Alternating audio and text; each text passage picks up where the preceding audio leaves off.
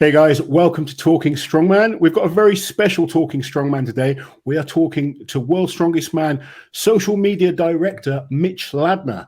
It's a different one. We've got our members are going to ask Mitch some questions in a little bit, but I know Liz wants to grill you first.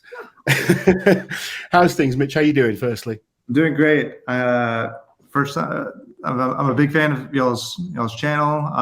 Y'all have done, I think, more than anyone to help promote the sport. So it's special for me to be able to be on here. So thanks for having me. Thank you for coming on. Thanks, It's nice to have you on. It's nice to see World's Strongest Man really kind of moving forward in my eyes as an athlete that's been, when was my first Worlds? 2008.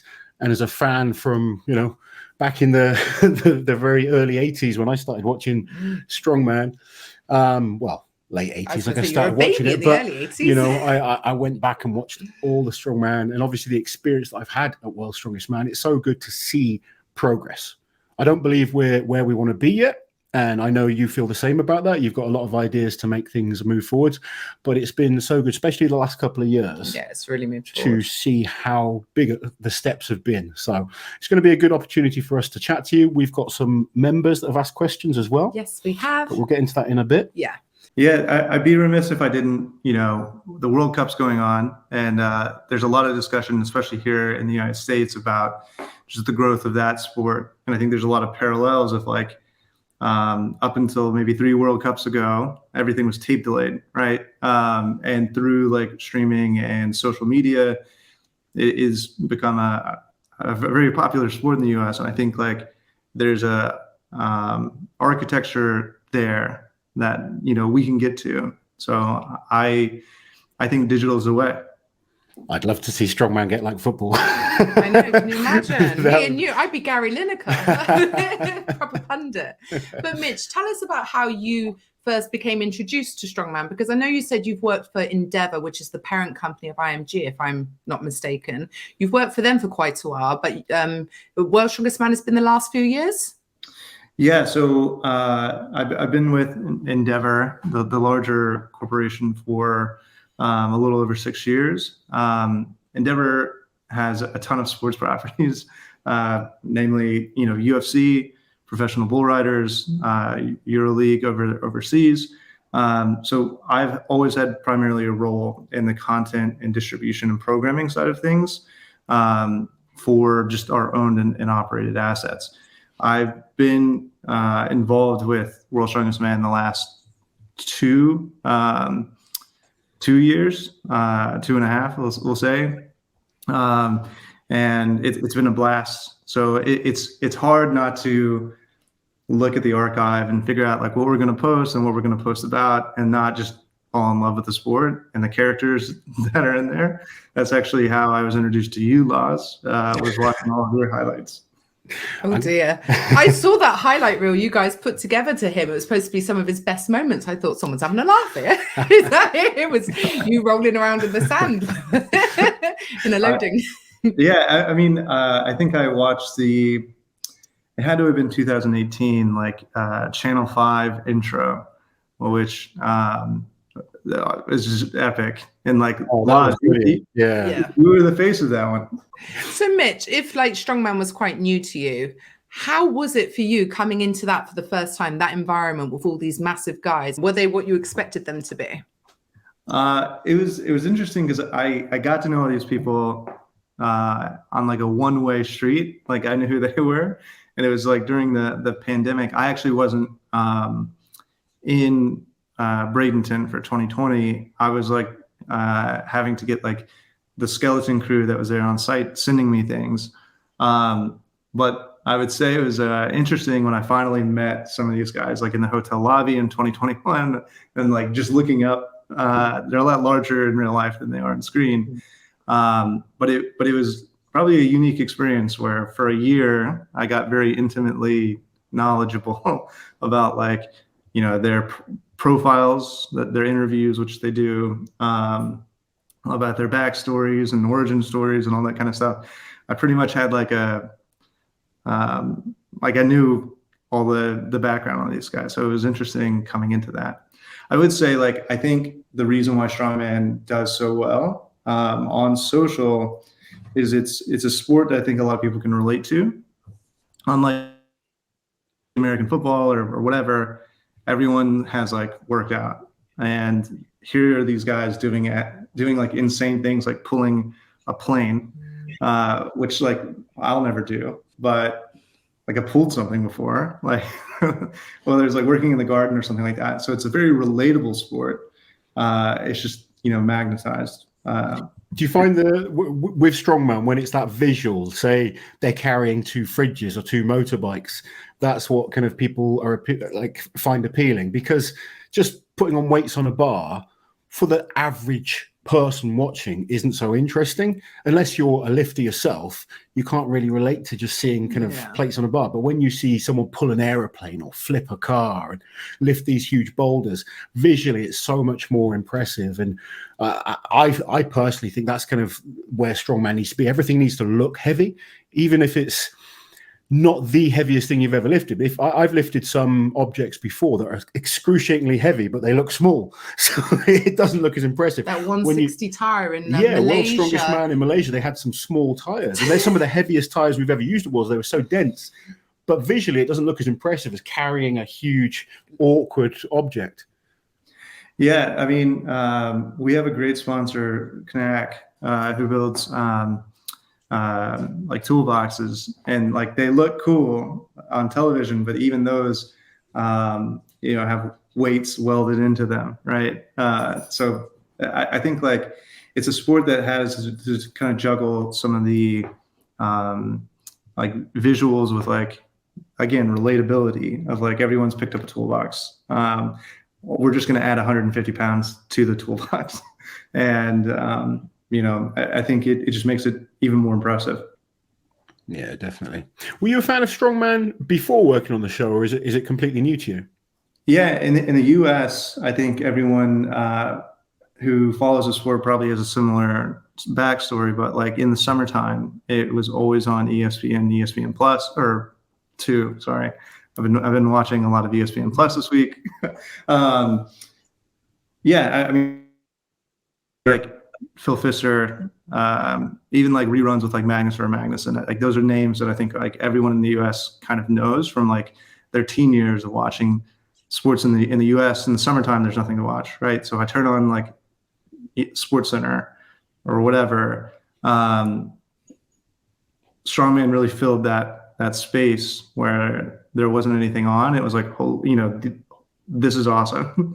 And just around that time too, there were quite a few Americans doing really well. Derek Poundstone, someone I remember. So yeah, I think everyone is knowledgeable about it, and the name World's Strongest Man, I think, means something to everyone. I think the opportunity we've had over the last several years is like, NFL, NBA, Premier League, World's Strongest Man, professionalizing that name a little bit more. It's definitely getting more professionalized. I mean, strongman now is actually a career path for people. Oh, yeah. Whereas that's a very new thing, that people can actually make a living now choosing to be a pro strongman.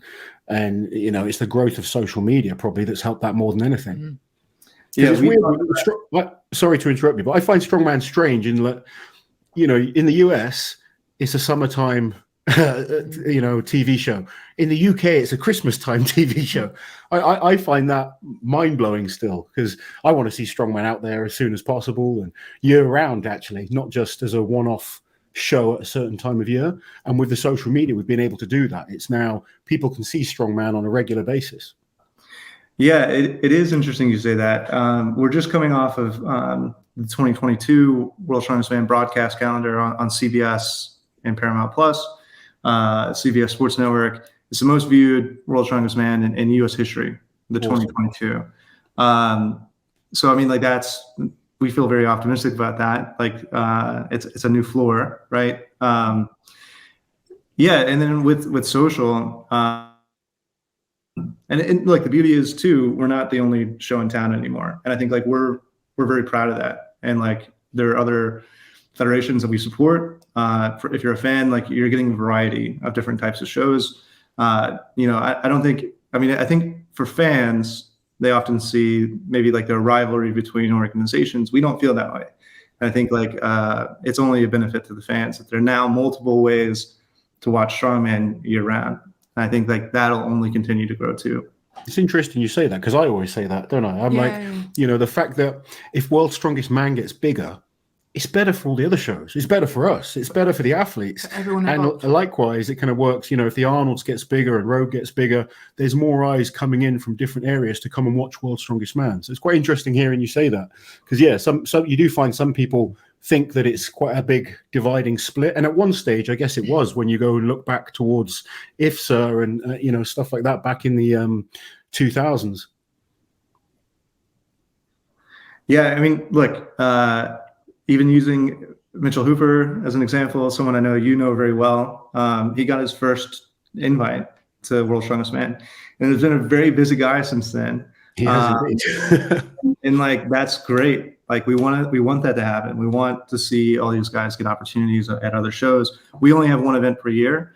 There's some pros and cons to that. I think like one of the pros is, you know, we can have a large scale thing with 30 guys with airplanes and all sorts of crazy stuff, right? But like for these guys, they don't view it as like a 1 year thing. They're going out there and doing 8, you know.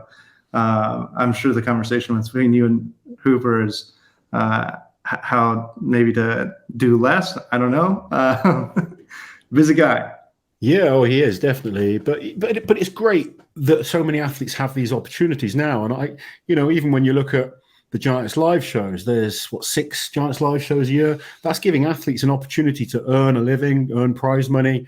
You don't have to be just that one guy every year that wins the one ultimate show. There's other opportunities, and that's allowing us to have more pros, and because of that, bring better athletes to the big comps like World's Strongest Man. Yeah, and it's interesting, like on the back end, what fans might not necessarily see is the support system that we try to build on the back end too. Like Loz, I know you were invited to this because you are a former World's Strongest Man competitor, but we partner with you know, Facebook, Instagram, YouTube, all of these platforms using like the Endeavor, I guess, network to build out like support systems of let's connect the athletes with the people running Instagram. So like, how can I make more money, or how can I get a bigger audience on those kinds of things? And like the invite list to that, you know, some of the guys maybe haven't competed in World's Strongest Man in a decade that were involved in that. Whatever is like, we say this constantly, and maybe so, is a rising tide lifts all ships, and that's kind of how we feel about everything. The sport only gets bigger if all the parties get bigger. Absolutely. Too. Yeah. But before we allow Liz to kind of dive into the members' questions, tell us some of the figures for 2022, because you said it's been the best year so far, viewing figures wise. What are the viewing figures? What are the figures you've had across social media? Yeah, so most viewed World's Strongest Man in history. That's you know, with it being on CBS. In the US is quite a big deal. It's broadcast, not cable. So anyone with like a digital antenna can watch that. That'll be the case next year too. The social has been fantastic, I would say. And I think a big part of why it was the most viewed World's Strongest Man in history is because of those the commitment to social that we have. So I think we're going to end the year over 3 billion impressions. Wow. From just Facebook, Instagram, and Twitter, just those 3. Wow. That's not to say that, you know, we're not also proud of like our Snapchat presence. My involvement kind of started with Snapchat, where Snapchat approached us for a Strongman at home during the pandemic. I'm sure a lot of fans will remember that. So like, not everyone who's going to watch this is on Snapchat. That's fine, but we want to get those 13-year-olds. It tends to be like a younger audience. I was going to say, are there many Strongman fans on Snapchat, or was it more about reaching a new audience? Yeah, I think it's all the above. I think we have a combined 1 million subscribers on Snapchat, and it really is a big part of that is cultivating the next generation. Because I remember watching, you know, whether it was reruns or whatever of Strongman on ESPN when I was a teenager. We know teenagers now just don't consume media that way. they're watching it on Snapchat. So their reruns on ESPN will be our Snapchat channel, hopefully, right? So I would say like this year's been a home run, and I think like that only makes me more excited about 2023. Cool. We need to get on Snapchat. Oh, I've got another thing to manage. We're getting too old, aren't we? I'm getting too old. Yeah. It's funny. I'm not in the demographic of people who use Snapchat, but I have to, or I do use it because of work. It's interesting in the U.S. I know particularly it's neck and neck in terms of like Gen Z users with TikTok, which TikTok gets all the press, right? And we're there too. But yeah, Snapchat in the U.S. in particular is interesting, huge. Or you a Gen X? No, I think you're a millennial still. I don't know. Right, shall we get started with members' questions? Yeah, we asked our members to ask World's Strongest Man some burning questions. So Liz, what have you got for us? So there were quite a few repeats. So what I've done is group those questions together, and I've tried to order them in easiest to hardest, or what I think is easiest to hardest. There's nothing too tough in there, don't worry, but yeah, let's see how it goes. First question then is from Nicola, who asks, how did you become social media director for the World's Strongest Man, and what does it entail on like a day-to-day or weekly basis? Yeah, so I've been somewhat involved with like digital and social since about like 2014, 2015. What I'm like constantly reminded of is like social is a relatively new industry. Like I think Instagram's only 12 years old. So I've always been loosely involved with that and like the sponsorship side of things. I've just taken roles at Endeavor that have led me to be more on the content and programming side.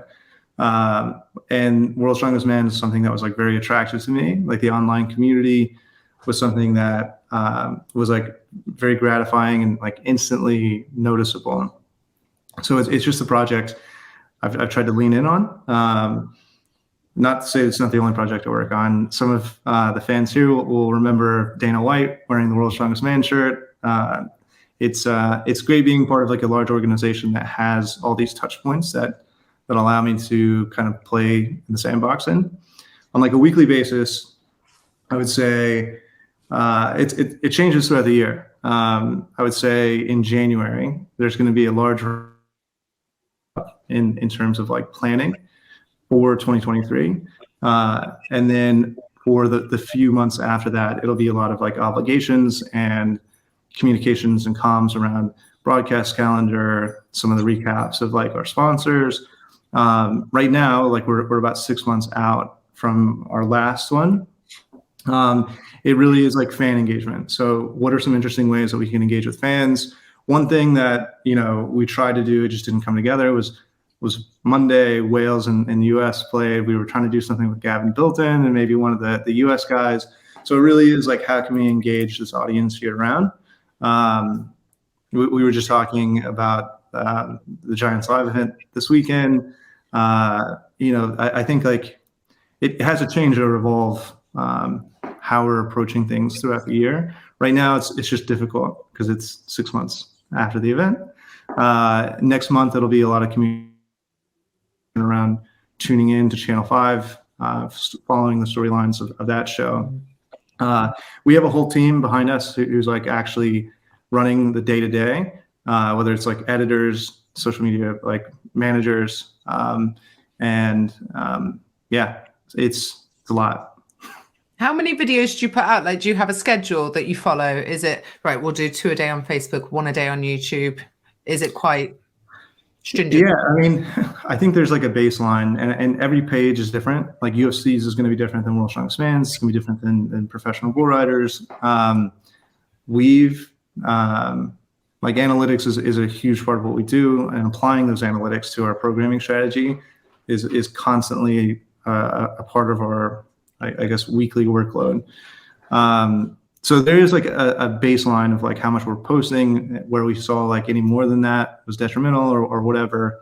But it really just depends. Sometimes like we'll just go through and watch 1998 World's Strongest Man and be like, oh my God, this is incredible. But yeah, there's a certain amount of videos that go out on Facebook. a certain amount of reels on Facebook. Facebook Reels have been really great for us to share.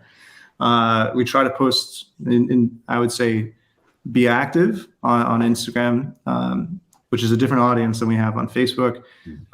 Twitter is a little bit more like reactory to like what's trending or pop culture. We'll see if that continues. And then Snapchat, we have a weekly magazine show, 2 of them. So one that comes out on Thursday, one that comes out on Saturday. Okay. I've just realized I have no idea what Snapchat even is. I know there's filters and like things disappear. Look, a good way of thinking about it is vertical YouTube.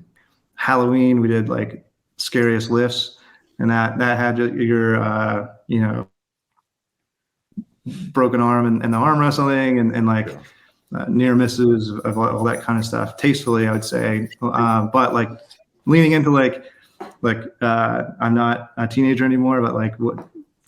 Everyone loves a list. We do lists, and people love them. Well, it's like adding emojis on videos and that kind of stuff. So if you watch it, I just don't want the audience here to go over to Snapchat, maybe expecting the kind of compilations and things that we do on YouTube. It is definitely tailored towards a younger audience. So there are 2 of those per week. Everything from there is just trying to be active. And again, that kind of ramps up in the months leading into World's Strongest Man, and then for a few months after. Cool. So you already answered the next question, which was, how does World's Strongest Man try to engage fans? So the question after that is from Pete, and he says, which social media platform is most valuable for helping to grow the brand and the sport? And are the ongoing issues with Twitter since Elon Musk took over a concern, or forcing you to change strategies? Yeah, I mean, I don't think that there's one platform that is more important than the other. I do think for the most part, like Facebook's the forgotten one, is by far the most monthly active users of any platform in social media. It's just not sexy anymore. But in terms of like reach and scale, it has the largest, and I'm not counting YouTube in that category. So for us, we're able to reach more people and showcase content in a way there that we might not necessarily be able to do. If you go and look at some of our videos there, you'll see like in the comment section, it's talking about maybe like their favorite moments or their favorite moments from that athlete, or it's like almost like a Reddit discussion underneath videos on Facebook. On Instagram, it's a totally different audience there. And it's a more, I guess, like general casual viewer, casual like gym goer, someone who follows like gym meme accounts. And that's really kind of who we try to cater to a lot on those platforms. Maybe it's a 10-second clip of a competition of, the most exciting moment or whatever, because we're trying to capture that casual audience. And it's a funnel, right? Of like, if we think we can capture them there, we can then take them into the vortex of watching on TV and all these other things. Yeah. Twitter is going to be interesting to watch.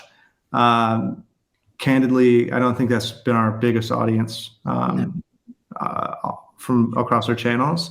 There's Strongman doesn't seem that active on Twitter. No. Yeah, I think Tom Stolman is the only active strongman on Twitter. It's everything. It's quite remarkable, actually. I don't know how he finds the time. 2021, right after he won it. No, this was like the day before, and it was like down to like 3 guys. He's like, look, if I win, the first thing I want to do is post on Twitter. Can you get me verified? So like we're frantically emailing like our reps at Twitter, being like, hey, this guy, has a chance to be named World's Strongest Man, and he's really active on Twitter. Can you verify him? Right after Tom won, I mean, he's obviously verified now. Right after he won, he like, it wasn't like, oh, I just won this major competition. It was, I'm verified. He was more excited about that. That's Tom, isn't it? Tom. Like it's funny at the after party, Luke was telling me that's all he's been talking about, not the fact that he just everyone can have one now, can't they, for $8? I don't know. Something like that. Yeah. My own little side question, because you touched upon Reddit. How do you find Reddit? Because I know you've not been on there that long, have you? But it's a subreddit. So for those unaware, there's R Strongman, which it's like a forum, and it's got 40,000 Strongman fans on it. So probably the biggest forum, I would venture a guess, for Strongman on the internet. And I've been reading it for 10 years, maybe. How do you find it, Mitch? Because I know you've been a bit active on there, or someone has from the World Strongman. Yeah, I would say, like, when I came into it, it very felt, World Strongest Man felt like we've been broadcasting one way and not necessarily providing a path for people to talk back. So like one of the first things we did 2.5 years ago was try to look like where are our fans congregating and like what are they talking about? How can we be more transparent? How can we involve them in the process more? So it really was just like researching that is how I think that's how I discovered your channels and how we got connected about a year ago. So it's all in like I think like the absence of us laying out a lot of the process allows for there to be a lot of people who just like make things up or perceive things that maybe aren't true, right? So I think we're just trying to be active in like, hey, here's what went into the decision process. A lot of this stuff will just, to be fair, never make the front page of the newspaper for fans because there's tons of people who work on this and it's being planned year round, right? So like it would be impossible to involve everyone in every part of the process, but we're not above feedback, and I think like we sought that out. So Callum and David both asked, who is your favorite strongman that's competed at the World's Strongest Man? So it could be any strongman, past or present. Well, I won't comment on anybody present. Fair. Loz isn't present, just putting that out there. I think like when I met Magnus from Magnuson, I really was starstruck. And it was funny because he was just sitting in the front of the hotel in like a tank top, like on his phone. And I'm like, Magnus? Like I approached him because I wanted to get him verified on Instagram because he's like very active there. And like, you know, he's in a lot of people's opinion, like the greatest ever. I was like, well, he should be verified. So I went and introduced myself, and it was the only time I've ever been like nervous around these guys. Mitch is so laid back. He's as well, probably one of the friendliest and most approachable. He's really chill, isn't he? Yeah, he's great. And like very unassuming. Yeah, absolutely. Completely. Have you ever had the chance to meet Magnus Samuelsson? I haven't. Like we're always like in the DMs of a lot of these former guys, like trying to get them involved. A lot of stuff just doesn't materialize because people have competing schedules or whatever. We wanted to do something with like Derek Poundstone in the run up to 2022 because he's Rob Kearney's coach or was. So like I would say that being involved with a lot of the alumni of World's Strongest Man is also something that we're really, I guess, focused on. Magnus is just he's the head referee, so he's there, right? Absolutely. Yeah. This is a tough one, but Callum asked, what is your favorite moment or event in World's Strongest Man history? Is there anything that stands out to you? History. 44 years so far, I think it is. Like off the top of my head, history-wise, it's hard. It's a hard one. It's a really hard question. Lozzie, try and give one. Well, there's been so many incredible moments in Strongman. I mean, the arm wrestling moment is quite iconic. I wouldn't say it's a favorite, but it's something that stands out in people's minds. Zadrunas doing 10 reps on the log in 2011 World's Strongest Man for me was so impressive because there were so many great athletes in that lineup, and he just his feet didn't move. It was not just the weight he lifted and how many reps, but it was the way he did it. Ryan Shaw and Half Thor on the keg toss when Thor went and beat him. Grizzly refusing to run that little, the one that loading race. It was like bird cages or something full of rocks. There's so many great Grizzly like clips. Oh, he's so memeable, isn't he? He's brilliant. I mean, the deadlift for Max in Botswana, that Eddie won. I believe Eddie won that one. He did. That was incredible. That's one of my, like, I watched that quite often. Marius, whenever he won his 5th, and then slapped Derek on the back while he was that was a moment. Him dancing while I think he got 3rd place, and him dancing on the great. podium. That was 2004. Yeah, I think modern times, like what gets me like choked up every single time is a 21 where Tom and Brian went head to head, and then Luke like bum rushed them, right? I think that's like an iconic moment that'll go down over the next few decades as like an incredible moment. He's got that tattoo on him, hasn't he? He has, he's got that moment in time tattooed on his arm, is it? Where is it on his body? I've seen the tattoo. I don't know if I've seen it in the flesh. Yeah, we got this incredible photographer a couple of years ago, who we expect to be there in 2023 as well.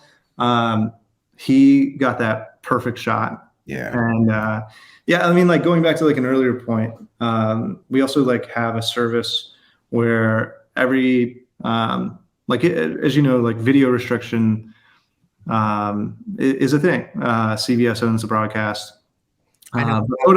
Photos are fair game. So we have a photographer and have a infrastructure where, you know, right when these guys are done competing, they log onto their cell phone and they have all their photos like instantly. So yeah, I wish that was the thing when I was competing. I know. Have some cool images from it's so good that you guys do it now. You'd wait until after Christmas before images were posted on social media. Well, it's not even that. Like you'd never had quality images. No, they were crap. And I was often there on my own anyway. So no one to take a photo of you on their Nokia 3210. Sorry, Mitch, we interrupt. Loz gets carried away. I mean, like that is what it's all about. Right. But it's those little things that we're seeing improvements, and I want people to kind of know that as well, because so many times people are, we focus on the negatives, and it is good to focus on the positives and see that things are getting better. Paris asked, how much has the growth of Strongman in recent years pushed World's Strongest Man to improve the treatment of athletes and also things like event planning? So she gave an example of 2014 when the events changed after you arrived, and also 2019 when, of course, the yoke ended up being way heavier than you would have anticipated.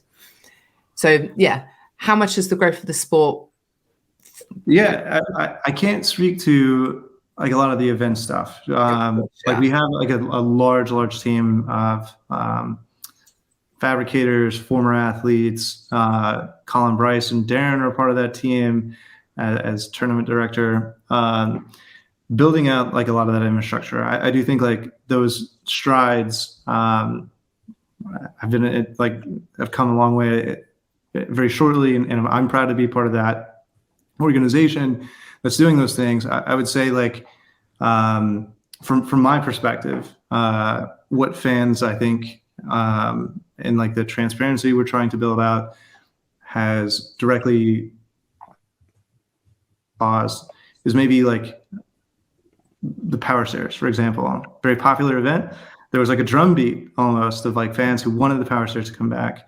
And I think those are things that we take note of, seeing those in the comments on Facebook, Twitter, Instagram, and we send that to the team of being like, hey, everyone really wants to see this event again. Yeah. And we saw that come to fruition this year. So just while we're talking about events, obviously there's a lot been going on around the internet recently, people saying that certain athletes have been told events already. Now, I'm friends with Darren Sadler. I saw him last week, and Darren told me he doesn't even know the events himself yet. So, for athletes to know the events, it seems like rumors get circulated pretty easily. So to quash that, my question is, are the athletes and the fans going to find out the events well in advance of the competition? Yeah.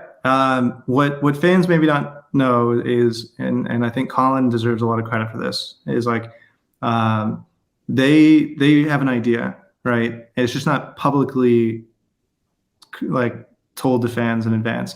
Because, for example, last year we worked with you guys to announce the groups, right? In years past, it might have been put out months ahead.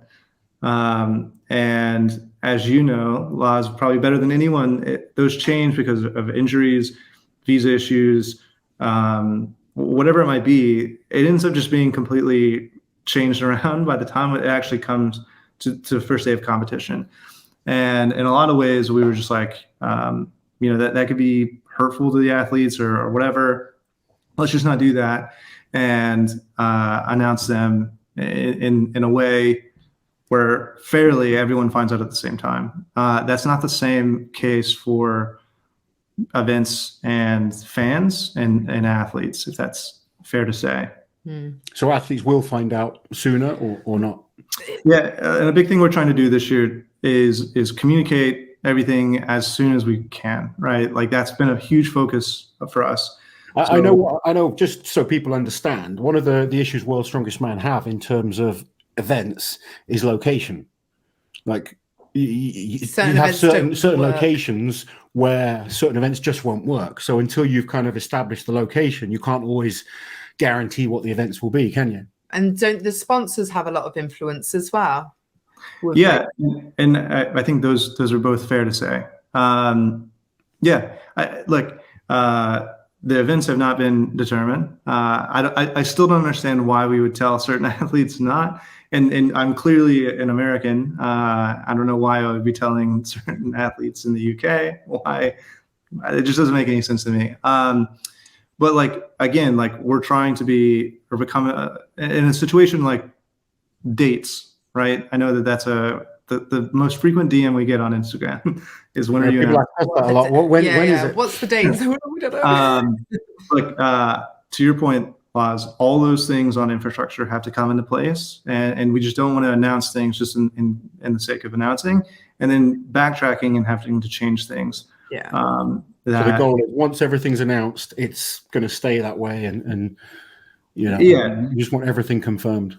So the last thing we would want to do is tell somebody a date prematurely. They book their travel, their hotel, and then we change it to the next weekend because for whatever reason, and that person can't change any of that kind of stuff.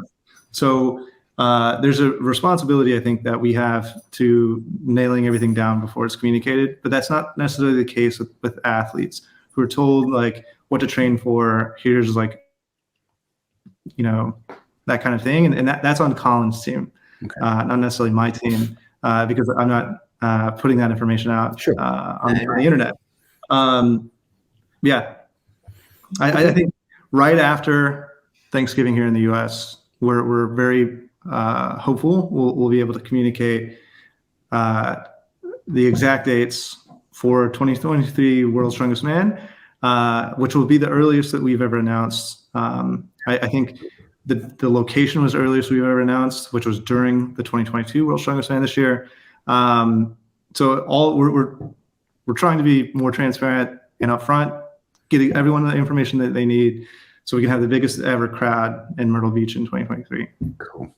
Okay, question from Jamie. What event would you bring back from World's Strongest Man history if you could? My favorite, like just full event to watch. Yeah. Any like event. So one of the 6 events in the final or something like that. Yeah. My favorite like year to watch is 1995. And every single one of those events is amazing. It's a wacky year, isn't it? That's the year of Murder Ball. Yes. I think there was one where there was it looked like a field goal in like the ocean, and they had to run into the ocean and throw a log over it, like yeah. Reverse pole vaulting. There's been some reverse pole vaulting. Yeah. The Bavarian lift that year was great. I would love to see on that one. Let's see. One that I think is interesting and I would love to see the athletes do. I don't think it's fair to put this in a competition necessarily in today's standard as the plunge. Like we have Brian Shaw or someone massive would be happy about that. We're holding their body weight on a pole. I'm going to guess that Novikov would win that one. He would have a good chance, but you never know. There's some guys. Do we favour lighter body weight or best grip? I'll tell you, who'd win that is Kevin Ferris. Yes, Kevin Ferris could swing all day. Yes, let's do it. I really do think like. How about the plunge instead of the stone off? Hey, we're on the beach this year. Don't let Liz influence you in any way like that. Ask the man the next question. I'm sorry. So Miriam asks, I'm curious about where Mitch and the team see World's Strongest Man and the sport going in the future, and what are some of the goals? I think there's a lot of parallels with Strongman and MMA, and like the story of UFC is amazing. For those who don't know, it started off as like a TV special where a guy just like had the idea of like, could a boxer beat a master of karate? And like no rules. That first like UFC event was truly insane. No weight classes or anything. And yeah, over time, it created a sport where like, the top guys now have to know jiu-jitsu, boxing, everything, right? There's weight classes and it's very much a professional sport. I think there's no reason that that Strongman can't do the same thing. In a lot of ways, it's on the same journey. In 1977, it started as a TV special where a lot of former NFL players and WWE wrestlers like came, and it was like, who can lift the most weight, right? And fast day, it's very much like professionalized. Like you talk to any of these athletes, they're professional athletes. So I think like, why can't World's Strongest Man be UFC or Strongman as a sport be MMA? I think like there's been storylines that like we couldn't have written over the last like few years. We get accused of being a TV show, but like Giants Live is an in-person arena show. Like and boil it down to it, it's there to entertain fans the same way that like a football game would be. And these athletes are getting the podium to do these that they deserve. And it's not a spectacle anymore. So I really do think that like in the future, it's only going to get better. The athletes are only going to get better, and the stage in which they compete is only going to get bigger. You kind of touched upon this earlier, but it's a good question. So You Best Believe asked, do you think the rise of big one-off shows like Rogue or the Shaw Classic is a risk to World's Strongest Man's branding, or is it all good for the sport? But to add to that, are so many big shows a greater injury risk, and will athletes perhaps begin to splinter off to their preferred shows? Yeah, I think we talked about this earlier, but I think it's great to have these. We're not the only show in town, and I don't think we've ever claimed to be. Behind the scenes, like we're all friends and helping each other with whatever it might be. OSG helped us acquire the Volkswagens, which some of you saw last weekend, are still red. So the infrastructure, I think, is there for this to continue. I guess like I don't know. The question about like are athletes going to have to like start choosing? I don't know. I've never competed at any sport at anywhere close to this level. I got cut from the JV basketball team in high school. That was the extent of my my sports career. We'll see. But I don't think there's any negatives to trying to do these big podium events. I think like the calendar will be solidified years in advance moving forward. And I think that's probably how it has to be, right? Yeah. Do you think World's Strongest Man will get to the point where it's like stable in terms of where it is in the calendar year? Yes. We'll announce the dates for 2023. Maybe I'll watch your reaction video to it. I think like primarily it will always be around that date. And I think a lot of that has to do with like other competitions and all those kinds of things. As far as like locations, I do expect that to kind of move around. I guess for fans, I would ask a little bit of patience with like COVID. We're still seeing the impacts of that in terms of like even getting like things manufactured for events. We're coming out of it, thank God. But like that has impacted like 2022, the competition being in November. and maybe some of the events as well.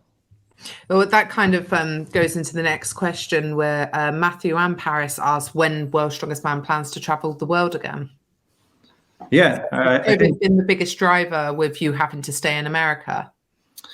Yeah, I think we'll see. I mean, like I think our events team very much would like to do that again. I don't think we're actively trying to seek out U.S. locations. It's just kind of where the cards kind of fall. This is a great question from Nicola. How does having YouTube channels like Big Loz Official help or hinder World's Strongest Man? I don't think it hinders us at all. Like, I think one of the cons of a 1 year or one event per year show is we're just never going to be as good as Giants Live at YouTube. They have multiple events per year, and they have their training grounds. They have easy access to a lot of these athletes. We have dedicated 30 minutes to each athlete every year, and we spend that time like getting like as much content as we can for YouTube and Snapchat. And I think like each year, I think fans come to enjoy our. We make the European guys try American junk food. I enjoyed that. Really well. But like we're just never going to be at a point where we always have a constant presence on YouTube. I think like where you guys come in and can be objective and very educational to like especially new fans is immensely valuable, not only to us but just the sport in general. So I don't think there's any hindrance, only positives. And I'm a fan. I watch your videos. Thanks. I learn a lot. I learn a lot. That's nice to know. Thank you. That was the correct answer. Okay. Will asked, could you please get Big Loz on for commentary for World's Strongest Man 2023? No, I just read them as I see them. And Jiminy Cricket said, we need better collaboration with Loz and Liz by World's Strongest Man. Can we get some live feed post-event interviews with athletes? So I don't write the questions. Yeah. Look, I think that'd be great. Like we have to figure out all the stuff on the back end, but like we've clearly wanted to do more of these kinds of the past. I think Terry did a great job last year. Terry, right after his injury in 2021, was like, I want to come back and do what Martins is doing. That was a year that he took off, and Martins had that role. And he had a visa from having competed. So it made a lot of sense. And Terry's someone I think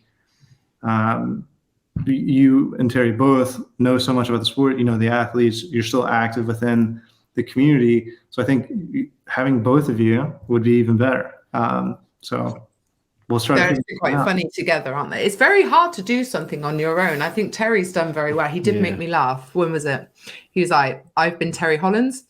Still am. It was just like the perfect end to Terry's commentary. I think with that it was, and we told Terry this before. Like it's not that serious. If there's blunders, like whatever. Like we invest in you. And I think like what you're doing on Rogue and all those kinds of other things, Loz is great. And I think one of the takeaways was we have to have more than just Terry. So. I would say I'm also proud of the collaborations that we've done over the last year, whether it's the group reveal, some of the commentary or collaboration videos that we've done. So hopefully in 2023, maybe that's my New Year's resolution as we do more. Excellent. There you go. Sorry for putting you on the spot. It was a genuine question, wasn't it? It was a genuine question. I can show you where it came from. I think like to go back, I mean, that was, again, fan feedback was, I would rather have a former strongman doing this role than like a journalist or something like that. So you need people that understand the sport and the athletes. It's important. Well, what we found too was in 2021 when Martins was doing it, like, look, Loz, you know this, and maybe you can speak to this, but like you're there to compete and win, and then there's all this other noise. And, you know, a lot of it's necessary, right? Especially if you're trying to grow your brand, you try to grow your audience. But I can imagine it's difficult to balance that as well as the competition. So when someone comes up to you and asks you, how do you think you did, or whatever, it's a lot better, or maybe easier, and I might get a better response if it's your friend Loz or your friend Terry than some guy you might not necessarily know holding up a megaphone or microphone to you. So that was relevant questions it as is well. I mean, one of the disadvantages of having an active athlete is, as an active athlete, your focus should be on the competition. Your focus should be on winning, not on how good someone else is. Yeah. As Terry and myself are retired athletes, we can sit back and appreciate how good other athletes are. You don't have to be in that mentality of, I've got to beat this guy anymore. You can kind of go back to just being a fan that's involved. Whereas an athlete still has that blinkered vision on, I can't look at this guy as if he's better than me. So sometimes I think having those former athletes is a little bit better than having active athletes for those type of roles. Yeah. And like you and Terry know what to ask. And on the athlete side, I imagine it's easier to give a response knowing that they don't have an ulterior motive. Terry and you both want all these guys to lick their very best and are not going to put them in a position where it's like, make them look silly. Yeah. So I think, again, that was fan feedback we got. I think like the production level in 2020 and 2021 was a lot higher. Fan feedback was, hey, we this is great, but we'd rather this. So we made some pivots, and we'll make some more pivots for 2023. Question from Matt. What does the selection process for the events chosen look like? Do the athletes attending come into it? Do you feel the pressure that those selections influence the standings as you are or aren't choosing certain athletes' speciality events? So from start to finish, like to your knowledge, what does the event selection process look like, Mitch? Is the easier way to ask. I've asked Colin about this. Like, again, like I'm not on a lot of these like planning calls. I'm not a fabricator. I've never competed in strongman, so I'm not an expert to like even begin this conversation, right? But not to say that we don't send them feedback like the power stairs, right? Where if everyone was asking for it, we do that. So I think like in talking to Colin and the rest of the team, a lot of it's like what hasn't been attempted in a long time. What are fans like asking for? As far as like athlete selection, I have no involvement or knowledge of that. I think like Colin would be a great person to talk to about that. Yeah. And on that, not to start any more conspiracies on Reddit, Colin is not the lone deciding factor there. I think we should be more forthcoming in telling that Giants Live is a qualifying tour of World's Strongest Man. They have their own qualifying tour. So to qualify for World's Strongest Man, you have to podium at a Giants Live event, right? And I think like that's not something I think we're apologizing for or whatever. Maybe in the past, like we just haven't done a good job of saying that's exactly the qualification point. That obviously leaves maybe 20 athletes who didn't necessarily podium. And I think like that goes to a larger group of people than just Colin. And Colin would be the first person, I think, to say that he doesn't have the authority to just pick people that he wants to pick. So other than that, I don't really have much involvement or knowledge of the athlete or event selection. I find out the athletes when they get their invite the same time the athletes do. And then like we start with a large pool of athletes and create graphics, right, for Instagram. That was one thing that we tried to do this year is make it to where like on social, we were breaking that news so that we could do so in like an appropriate way. Because a lot of speculation goes into it in previous years where it just wasn't transparent. We weren't saying anything until like the show. Again, we're trying to be like more forthcoming and earlier with that information. If you hear it from us, you know it's true. So I'm finding out right around the time that I'm being told, hey, post this on Instagram. Okay. Okay. Cool. That makes the next question tricky then. I'll ask it anyway, because it's elements that I think you will be able to answer. So Sam asked, how do the organisers balance trying to get the best 30 guys to compete with having multiple countries and continents represented? Are there plans to expand the process or improve the transparency for automatic qualification? So for the people that don't qualify through a Giants Live podium? Because obviously all of the Giants Live shows are in the UK. So also, are there plans to hold any other types of qualifier going forward? I know Giants Live are looking at expanding. They're looking at competitions in different regions, just to throw that out there. Yeah. But yeah, still, good question. Sorry, Mitch, I appreciate a lot of this isn't your forte. And I know it's not even getting the questions, but I think we still know stuff. We'll ask it. No, like I think we're a very unique competition, like more unique than the other competitions, because we're world's strongest man. So like, unlike maybe other organizations or events, we do have to like balance international representation. Mm-hmm. Like you can view this as like, the World Cup can't just pick the 32 best teams, right? Italy's not in the World Cup. They're way better than the US and they're not in the World Cup. So I think I would look at it like that rather than maybe how some other organizations are running it. But that's why I think there's beauty in having multiple other federations and other events per year. Fans get a variety of all that. In a lot of ways, I think like World's Strongest Man has introduced new characters to the international scene. And I don't know if that would necessarily happen if we didn't operate the way that we operated. Well, you gave us Mitch Hooper this year, didn't you? And that was a real gamble. We know that because literally it was just some training videos and some stuff he'd done in the gym that the guys had to go off. And, there was a risk. He could have been crap, couldn't he? Yeah. Well, like Martins Lisi's got his start at World's Strongest Man too. So like, I think a lot of stuff goes into it. It's not as nefarious as like maybe it comes off by us not saying anything or not being transparent. So transparency is like something I think we're trying to shore up because there's no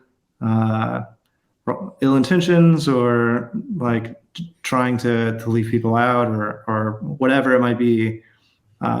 Again, like us communicating the process and those kinds of things, like we'll make all of that fall away. So that's why I'm here, and that's why I'm trying to.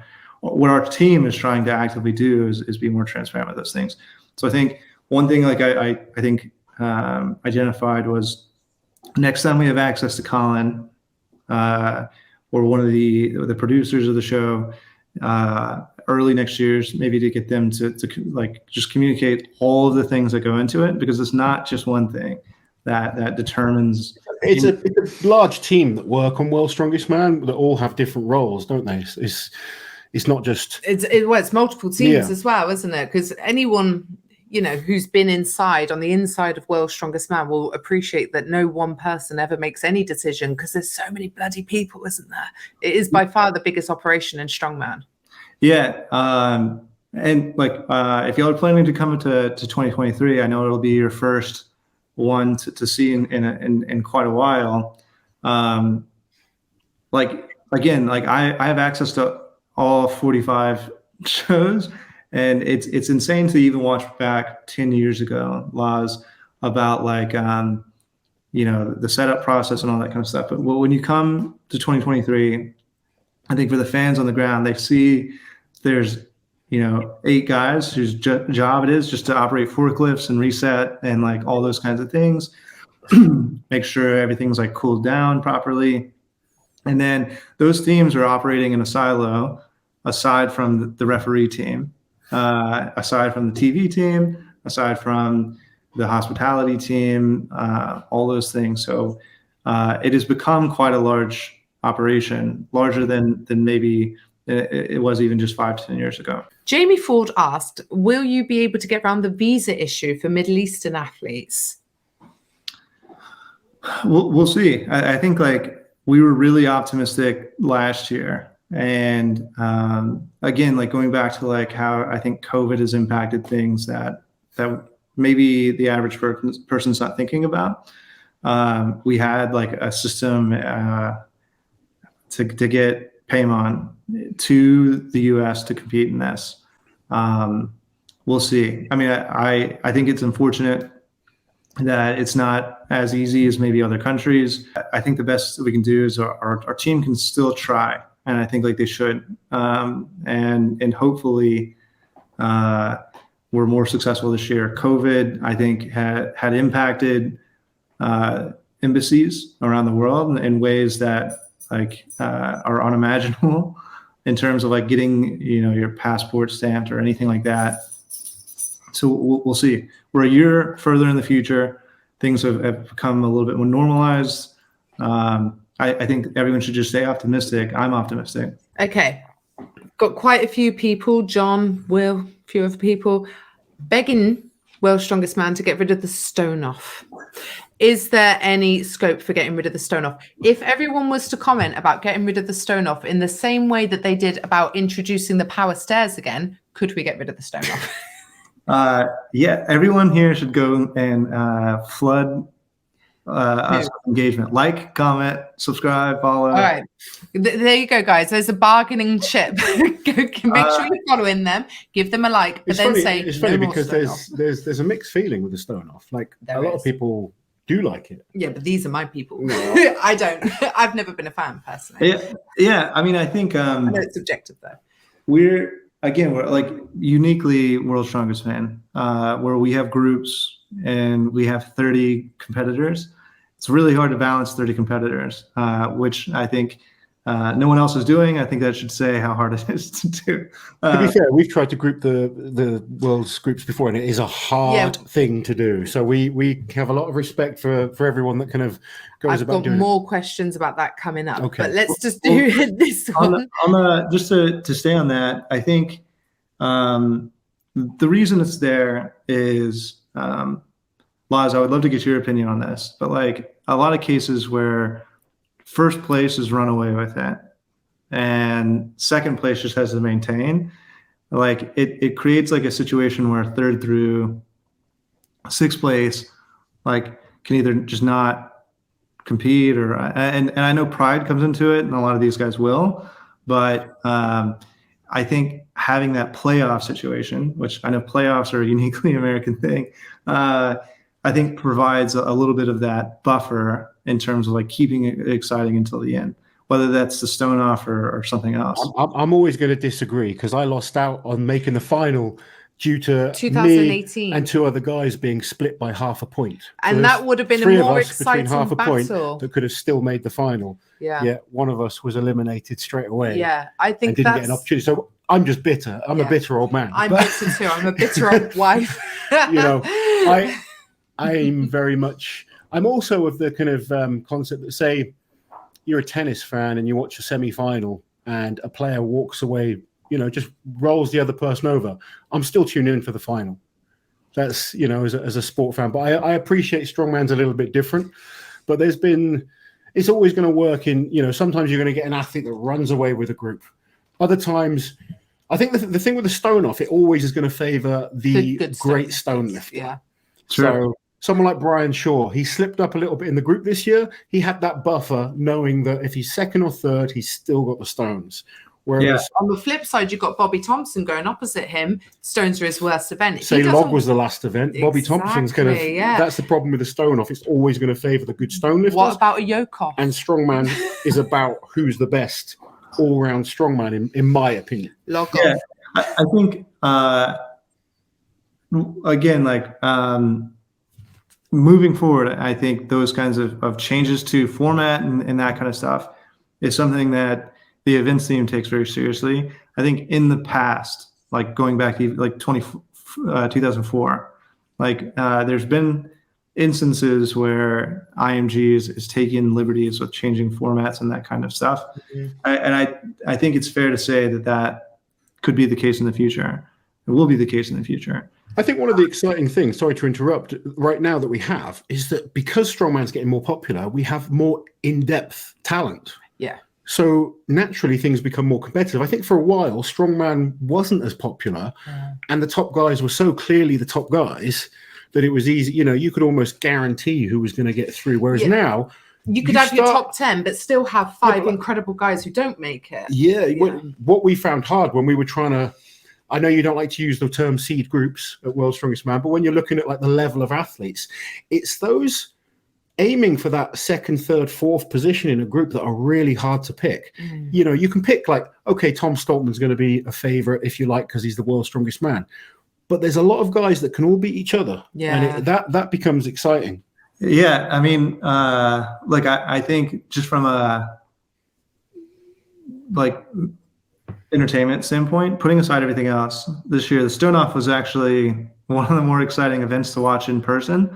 Whether it was Adam Bishop in that battle, Pavlo Coco. Pavlo Cordiaco up against Maxime Boudreau, you know? And look, the event favors second place, right? Like they have to lift it less times. But like it was one of the more dramatic moments of the entire event when Bobby slipped up with the wrong tacky. Right. So I think creating, I think for any organization, no matter what it is and what sport it is, I think you try to balance a fair competition, entertainment, fair competition with like athletes, new athletes, giving them opportunities and that kind of stuff. So it's never as like clear as like, as again, it comes off on the internet of like, this is why we do it or whatever. I think we all have preferences. Yeah, I mean, I'm never going to be a fan of it. No, I never. I'd rather see a stone like just 6 guys go head to head on the stones, rather than that. But I appreciate some people like it as well. I think it was fun to see Giants Live not even have a stone in one of their events. So I think. Look, we'll see, but I think having those shifts in competition and all that kind of stuff is something that I think that we're focused on over the next few years. Cool. Unsurprisingly, lots of people asking about the chances of having a live stream in the future. How much would we need to pay to make a live stream profitable? Is the lack of live stream hindered by World's Strongest Man contracts, and when are they due to end? So lots of variations on the same question. Why don't we have a live stream? Yeah. One, like I know on especially Reddit, it's not because we don't have the functionality. Endeavor produces the Premier League stream, UFC, obviously. Viacom, which is the parent company of CBS and Channel 5, have been incredible partners to us. And I think where, again, like uniquely World's Strongest Man, our, I guess, thought process is like, how do we reach the most amount of people? And where we are today in this November 2022 is TV still reaches more people than any other mode of communication in the world. I think that'll change, and I think we have to change with that. But I think right now we have the most viewed content, which gives our athletes the biggest platform, and I think helps grow the sport from maybe someone who's watching CBS to watch the NFL and left it on or whatever and just caught a rerun and it's like, oh, this is awesome. In the same way that I was introduced to the sport again. So I think look, right now, especially right now, is a very strange moment in sports media where college football is getting $10 billion TV contracts, and then they're putting that behind their paywall on their streaming platforms. So we'll see. I think over the next couple of years, I wouldn't expect major changes, but that's not to say that we can't go above and beyond on that behind the scenes show, do more content. Maybe it's a podcast or whatever it might be. But our event will remain free to attend. That's the other thing of it. We'll never charge for tickets. We will have a VIP section, which we did last year. It was a huge success, I think. But if you really want to see it live, come to Myrtle Beach. Fly to bloody Myrtle Beach. But just to add on to what you've just said, to be fair, 2016 backwards, the athletes weren't even allowed to announce on social media that they'd won. So it has come a long way in terms of what you guys give us throughout the year. nowhere near a live stream, but there is a lot more now, isn't there, than it used to be. I remember it's way better. Like we'd come home from World's Strongest Man and people would be like, oh, ask me on Facebook, how did Loz do? Sorry, can't say. I mean, I just PM them, but you know what I mean? We weren't allowed to. I wish I had the numbers in front of me, but like the website this year, that was very much purposeful because again, like we can segment our fans into a couple different groups, right? And Tom Stoltman's followers on Instagram are gonna watch it at Christmas, even though they know. So I think we're trying to make everyone a little bit happy, knowing that we can't make everyone all the way happy. And that'll just get bigger and better over time. I think the website was something we tried this year. It was really successful. I think the average duration of users was like 10 minutes, which is an incredible number for a website that doesn't get traffic, year round, let's say. So yeah, I think coming into January, when 2023 planning really kind of gets going, I think I'm excited to get with my team and figure out more ways that we can do that, right? Whether it's giving them photos, we send them a recap video every day, which most guys will post on their social like the day of, and website, come back, we'll have a show. Maybe Loz is on it this year. Sounds like a good plan. My behind the scenes are very popular, just so you know. Well, I think you two, both of you say this all the time of like, for those who've never been to a World's Strongest Man, there's a lot of downtime. Oh, God, So like, I don't know. I've been to the World's Strongest Man 2 times now. So in a sense, I am seeing the live stream. Like, I just don't know how attractive that would be to a large audience. It would be boring with the huge gaps between. I guess what people will always compare it to is the Arnold's, where that's spread out throughout the day, through a whole day, over the course of a couple of days. People do watch it. People love it. Yeah, they watch it on a phone, Mitch. The hardcore fans are always going to watch. It's making it something more, to the masses, I guess. I think, speaking as just like a fan, because I'm watching all these shows, because like now I'm in love with the sport. I know the guys, like I have admiration for all of them, but like when I'm watching one of the other ones, like I'm looking at the concurrent viewers, right?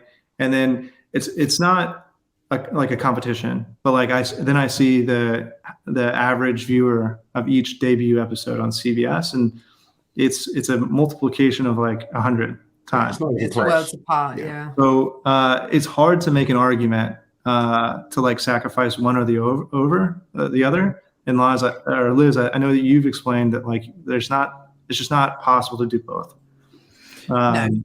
We have. But I think like the way that we view it is like we're cultivating fans for our athletes who can then go to other competitions and sell tickets for other organizers. Like it's not a competition. We're all in this together. And I think we have a role to play.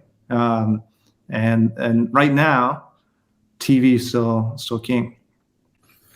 Yeah. Very last question, the toughest one. Ooh. So it's about group selection. So Bronchopped asked, why is the group selection process so hidden? Why not seed top 5 from previous year and then pull the rest out of a hat live on YouTube? Jane added to that saying, we need full transparency on how the groups are decided. She only learnt recently that you have one, or you try and have one from the UK and USA in each group, because that's where the majority of TV viewers are. And information like that would help fans understand why sometimes the groups can be imbalanced, because you have all of these contributing factors. Again, I appreciate group selection won't be your forte, Mitch, but you know more than the average person. Again, like it's a really great like example of like that the World Cup's going on right now, and despite all the controversy there, they do have the biggest international sporting event in the world. And like when they were doing the group reveals there, they also block multiple countries from the same continent from being in the same group. So I think like there's so many things that go into it. whether it's regionality. But I think at the end of the day, whether all the factors that go into it, I think the goal is to have a very competitive group, 1 through 6, where anyone can win it. And I think like Mitchell Hooper probably like proved that better than anyone this year. Of like the strongest guy is just going to win the group or go through, right? And at the end of the day, it means a little bit less than I think like maybe the average fan would think. But the goal is to get them as balanced and balancing. That can mean a lot of things, whether it's regionality and that kind of stuff. But competition is the heart of it. Like there's not a tilt towards you know, how we can get one guy get through. Brian, probably the most popular strongman in the world, came in 3rd place in that group. And who knows, again, if Bobby's tacky would go through. I like if we were stacking things like that, like why would Brian come in 3rd place? And you know, was Brian 2nd the year before? You're expecting Brian to get through. It's the first time Brian had never not won his group for 10 plus years. Are you saying if you were to stack things, you'd prefer to stack things for a big American popular athlete? No, I'm saying that I agree with the comment of transparency. I think again, like having a video explaining all of the things that go into it would be really helpful, because I think like a lack of us saying anything or explaining allows people to come up with their own narratives or for rumors to start that are unfounded.